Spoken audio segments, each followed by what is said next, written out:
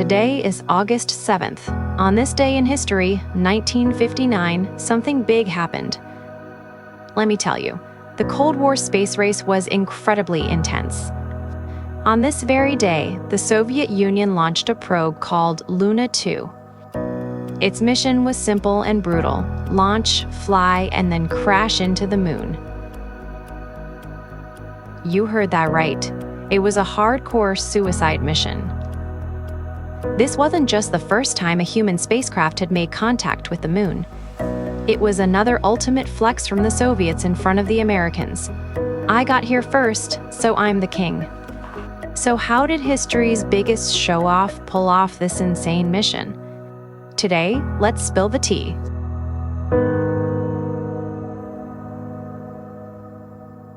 Hello everyone, and welcome to Spill the History Tea. I'm your host. As we mentioned in the intro, the Soviets planned to crash into the moon in 1959. Doesn't that sound a bit mind-boggling? Nowadays, when we talk about moon landings, we think of careful, soft landings. So why would anyone deliberately want to play bumper cars with the moon? To understand this crazy mission, we need to turn back the clock a bit. Back to an era where the two superpowers had to be number one in everything. The space race back then was truly a battle of titans. In 1957, the Soviets launched Sputnik 1, which was humanity's first artificial satellite. It opened the door to the space age and delivered a massive wake-up call to the Americans. The Americans were stunned. Weren't we the tech powerhouse? How did we get beaten by this underdog? So, the Americans scrambled to catch up. But little did they know, the Soviets gave them no breathing room. They were on an absolute tear in space exploration, completely unstoppable. Just about 8 months before Luna 2, in January of 1959, the Soviets had actually launched its older brother, Luna 1. Luna 1's goal was also to crash into the moon. But unfortunately, due to a tiny programming error in the upper stage, it flew just a little too fast. And that tiny bit of speed caused it to miss the moon entirely. It flew past the lunar surface at a distance of about 6,000 kilometers. And it became the first man-made object to orbit the sun. So while the mission wasn't a complete success, it still made history as the first object to escape Earth's gravity. The Americans saw this and thought, "You missed. That's basically a failure. This is our chance." So they rushed to launch their own probe, Pioneer 4. Hoping to beat the Soviets to actually making contact with the moon. But what happened? Due to technical issues, Pioneer 4 flew even further off course than Luna 1. It missed the moon by 60,000 kilometers. Now it was the Soviets' turn to laugh. Your technology doesn't seem so great. And so, our star for today, Luna 2, entered the stage to great fanfare. Its design was similar to Luna 1's, a spherical ball. With several antennae sticking out, it looked like a metal sea urchin. Its interior was packed with scientific instruments like magnetometers, radiation detectors, and so on.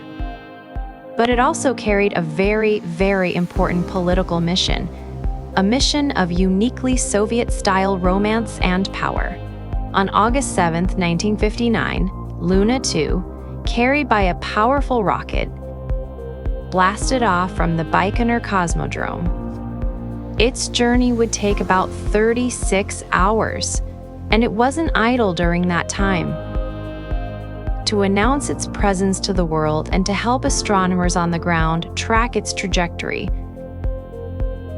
Halfway through its journey, Luna 2 did something incredibly showy. It released a large cloud of orange sodium vapor into space.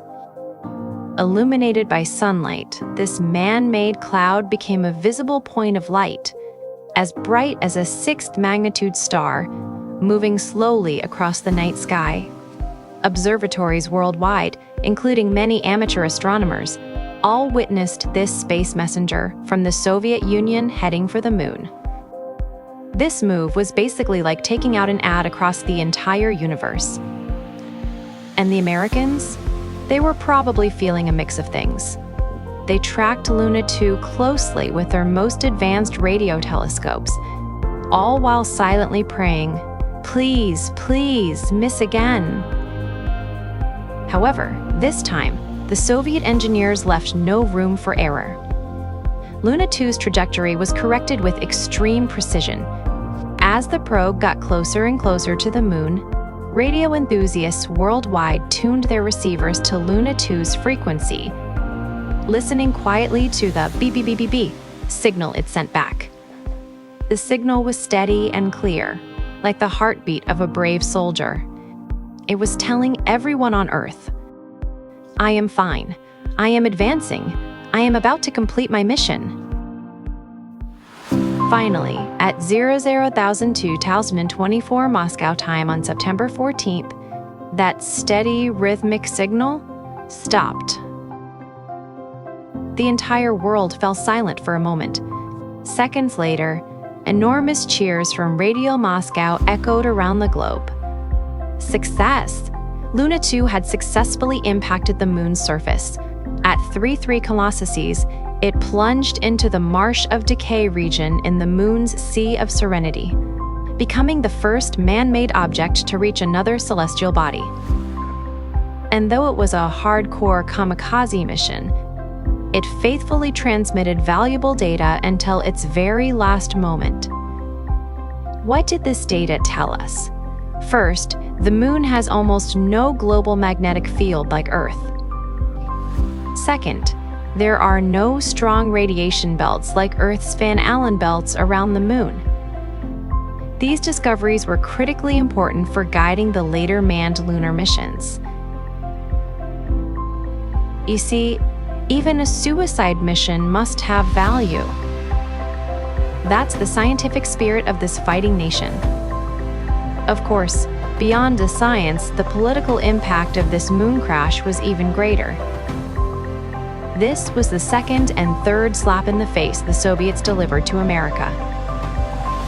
After the event, Soviet Premier Khrushchev was scheduled to visit the US. Can you guess what gift he brought for President Eisenhower? It wasn't vodka, and it wasn't caviar. It was a replica of the Soviet coat of arms sphere that the Luna 2 probe had carried. This metal sphere was very interesting. It was made of many stainless steel pentagons. Each piece was engraved with the Soviet coat of arms and the launch date. When the probe hit the moon, a small explosive charge inside would detonate, scattering these metal pieces in all directions, like sowing seeds, leaving a permanent Soviet mark on the moon. Khrushchev placed this replica before Eisenhower, and the message was unmistakable. "You're still tinkering with rockets at home. We've already sent our coat of arms to the moon. How are you doing?" It said the look on President Eisenhower's face when he received this great gift was absolutely priceless. Luna 2's success triggered an unprecedented space crisis in the United States. Public anxiety, media criticism, congressional inquiries, all came flooding towards NASA and the US government. Everyone realized that if they didn't go all out to catch up, they would be left far behind by the Soviets. It was this immense pressure that ultimately gave birth to the later, even grander and more legendary Apollo program. In a way, it was this show-off probe's crazy crash that ultimately put humanity on the moon. So you see, history is just as fascinating. Behind a seemingly brutal insurance scam was an ultimate contest of wisdom, courage, and national power between two great nations. It's a microcosm of an era and an ultimate expression of the human spirit of exploration. From Luna 2 onwards, the moon was no longer a distant celestial body that existed only in myths and poems. It became a new world we could reach, touch, and explore. All right, that's all the tea on the moon we're spilling for today. If you enjoyed our program, don't forget to like, subscribe, and share. I'm your host, and we'll see you next time. Bye-bye.